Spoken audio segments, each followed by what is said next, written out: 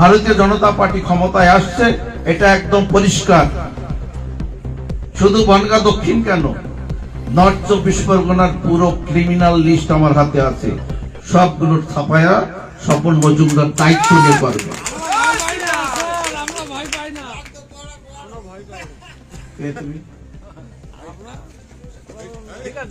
কে ডেকেছে তোমাকে? ভাই বোন না, তুমি তৃণমূল করো? তাহলে ভাই বোন না তোমাকে কে বলছে?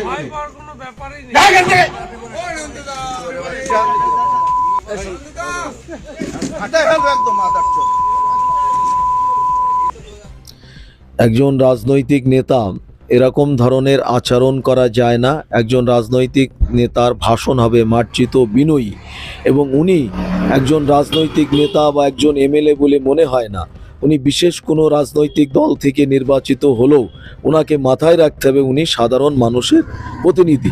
এবং উনি যেভাবে চেলাকাট, যে ভাষায় মা বাবা তুলে সাধারণ মানুষকে গালিগালাজ করেছে, এবং এদের মতো লোকের হাতে যদি ক্ষমতা দেওয়া যায়, এরা যদি আগামী দিনে দায়িত্বে আসে এবং সাধারণ মানুষের দুর্দশার শেষ থাকবে না।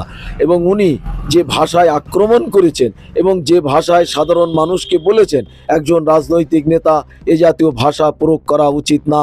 এবং আমি মনে করব সাধারণ মানুষ এনাদের মতো রাজনৈতিক দল এবং এই সমস্ত নেতৃত্বকে যাতে আগামী দিনে ভোট না দেয় এবং সাধারণ মানুষ যেন এনাদের থেকে বিরত থাকে। এবং এই সমস্ত মানুষ ক্ষমতায় আসলে সাধারণ মানুষ ভীষণভাবে অসুবিধে হবে।